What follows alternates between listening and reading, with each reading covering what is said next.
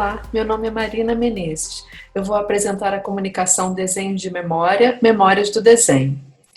O desenho é uma prática que faz parte de minha rotina como professora e pesquisadora na Escola de Belas Artes da UFRJ.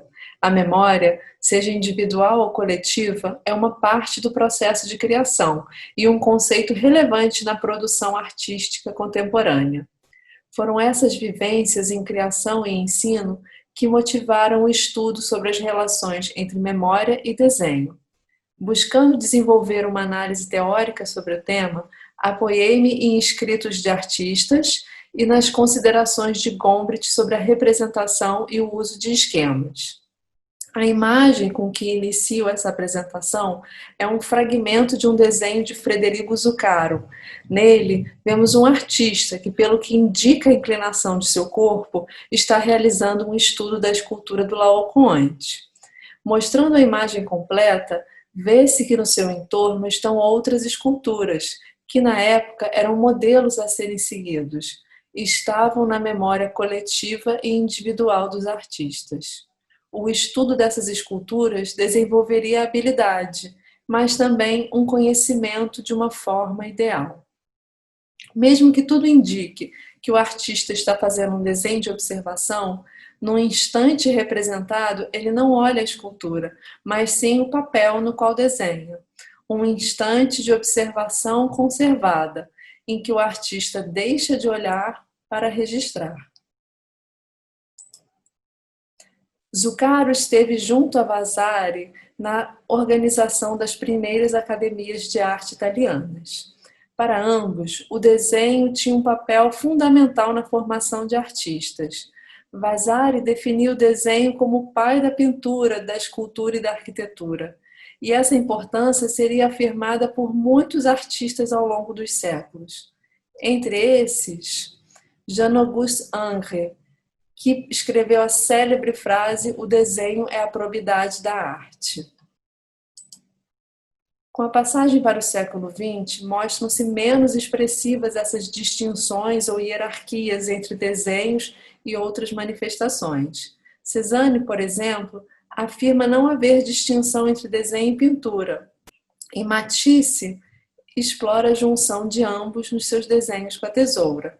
Reforça-se a presença do desenho como obra, não somente como meio para a execução de uma outra linguagem.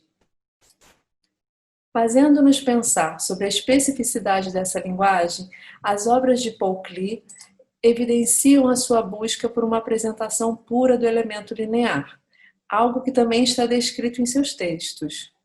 Estaria a particularidade do desenho na linha? Mário de Andrade sugere outra resposta, quando ele define o desenho como fato aberto e transitório, que, diferente da pintura, não pressupõe os limites da tela. Na contemporaneidade, essa abertura no desenho faz considerá-lo como um conceito ampliado, cada vez mais próximo de outros meios. É assim, por exemplo, em obras de William Kentridge, que, apesar da ênfase no desenho, utiliza também a animação, a instalação e o vídeo. Ou de Tácita Jean, que utiliza o desenho de uma forma complementar para o diálogo com filmes, sua principal modalidade de pesquisa. Essas diferentes visões sobre o desenho envolvem também variadas relações com a memória. Sugerem-se aqui 3 maneiras em que se possa analisar os desenhos de memória: relacionando-os à habilidade, que favorece a imitação, vendo como estímulo à interpretação do que é visto, ou pensando como um tema. Nas 2 primeiras, mantém-se a observação de um objeto, enquanto no terceiro, não. Na tese que escreveu para o concurso da cadeira de modelo vivo da Escola Nacional de Belas Artes, Marques Júnior menciona o desenvolvimento da memória visual como algo útil e vantajoso ao artista em formação. Embasa sua análise o método do professor francês Lecoq de Bois-Baldrin, que visava o aperfeiçoamento da habilidade de memorização pelos alunos. Tratava-se de um treinamento, em que o aluno deveria observar um objeto ou modelo e, em seguida, desenhá-lo sem a sua presença. A capacidade de reter imagens permitiria ao artista utilizar mais tempo no desenho ou na pintura e menos na observação. Um recurso útil tanto para obras de criação quanto para cópia. Mas a memória, marcada pela experiência, pode ser um meio para o artista distanciar-se da cópia e trazer à representação o seu modo de olhar, a sua interpretação. Esse é o modo como entende-se uma afirmação de Paul Gauguin.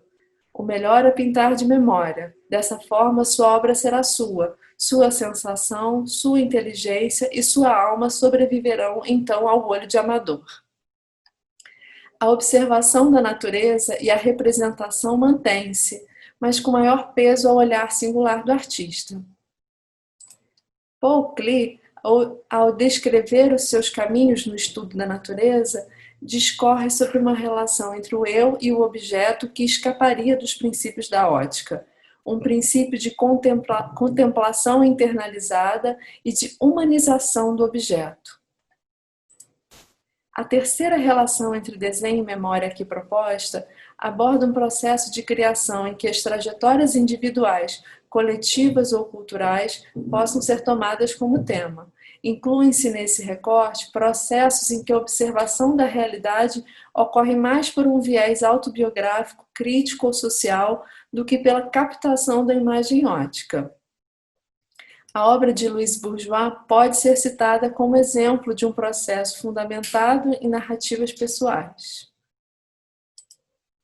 Em relação às memórias coletivas, incluem-se obras que põem em evidência contradições históricas e processos de dominação e discriminação. É o caso da obra de Rosanna Paulino e de Cara Walker, que lidam com questões relacionadas à escravidão, à violência, ao corpo negro e feminino. Os artistas citados ao longo dessa apresentação foram escolhidos especialmente pela presença do desenho em suas produções. Desenhar, contudo, parece uma ação que perpassa o próprio pensamento criador. O desenho é o meio mais direto e mais acessível que o artista tem a seu dispor. E isso colabora em sua permanência ao longo de toda a pesquisa artística, do processo ao fim, para os iniciantes e para os mais experientes. Os três caminhos aqui sugeridos, a habilidade, a interpretação e o tema, são possibilidades para refletir sobre as relações entre memória e desenho, mas não visam instituir categorias definitivas. Reconhece-se que há obras que não se encaixariam nessa tríade, ou que poderiam ter identificação com mais de um dos elementos. O processo de criação comporta uma rede complexa de caminhos. Indicam-se aqui algumas possibilidades para investigação. Obrigada.